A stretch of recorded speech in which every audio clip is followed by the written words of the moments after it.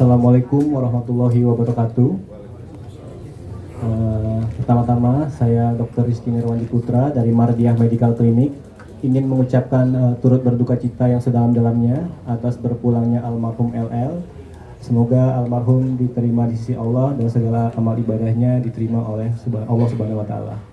Dan juga untuk keluarga serta rekan-rekan almarhum juga diberikan kekuatan dan ketabahan.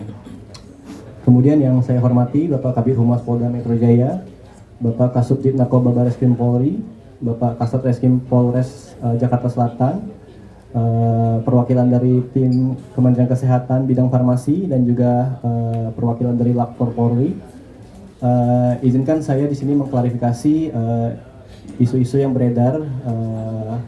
Sebelumnya saya menghormati proses yang berjalan di kepolisian sehingga saya menahan diri untuk tidak menyampaikan informasi apapun guna mendahului dari kepolisian.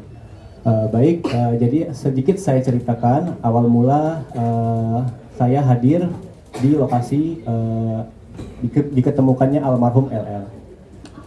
Pada tanggal 23 Januari sekitar pukul 18.50 salah satu rekan dari almarhum menghubungi saya untuk meminta saya berkunjung atau melakukan pemeriksaan medis secara home care ke lokasi salah satu apartemen di apartemen Dharma Wangsa. Atas dasar permintaan beliau, saya hadir kurang lebih dalam 20 menit. Saya telah tiba dan bertepatan juga saya tiba bersamaan dengan rekan dan pasangan almarhum. Dan kami naik bersama-sama seperti yang nampak di CCTV tadi. Setelah saya tiba di lantai 25 tersebut, sudah ada tim dari kepolisian dan rekan-rekan almarhum, dan saya diminta untuk segera melakukan pemeriksaan. Saat saya temui, kondisi almarhum sudah tidak sadar.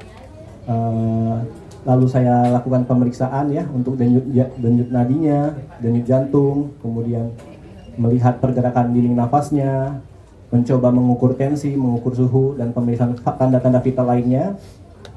Pada saat itu saya tidak berhasil meraba nadi dan tidak melihat pergerakan dinding dadanya. Dan telah ada tanda-tanda pasti kematian pada saat melakukan pemeriksaan, sehingga pada saat itu juga setelah saya melakukan serangkaian pemeriksaan, saya menyimpulkan bahwa almarhum LL telah tiada pada sekitar 19.20 menurut jam yang saya kuasai, jam tangan saya. Kemudian setelah selesai saya menyatakan almarhum telah tidak tiada. Bagaimana SOP yang berlaku di klinik saya, karena surat izin praktek saya berasal dari salah satu klinik di Depok, yaitu Mardiah Medical Clinic, maka adalah kewajiban saya mendokumentasikan temuan pemeriksaan saya dan kesimpulan sementara saya, dugaan diagnosa sementara saya dalam bentuk surat. Jika pasien sehat mungkin ke tes medis, kalau pasien yang telah tiada kita sampaikan dalam surat keterangan kematian. Setelah itu saya kirimkan ke salah satu perwakilan di pihak yang memesan jasa saya, salah satu rekan beliau. Kemudian saya kirimkan filenya tersebut dalam bentuk PDF untuk sementara, seandainya diperlukan guna pengurusan pemakaman oleh pihak keluarga.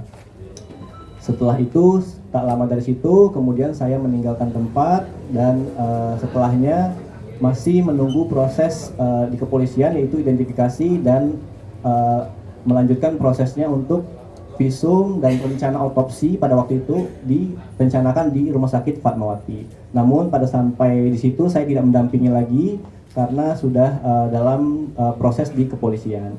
Mungkin secara sederhana itu yang dapat saya sampaikan, bahwa simpang siur kliniknya di Depok dan pasiennya berada di area Jakarta Selatan, itu almarhum atau rekan almarhum menggunakan jasa layanan home care, yang mana saya langsung memeriksa pasien di rumah pasien tersebut, namun atas dasar surat izin praktek saya dan klinik saya di Depok, maka saya hanya bisa menerbitkan atas kop klinik Mardiah Medical Clinic tersebut.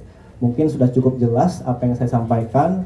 Nanti akan dilanjutkan lagi dari pihak-pihak yang terkait yang akan melanjutkannya. Terima kasih. Assalamualaikum warahmatullahi wabarakatuh.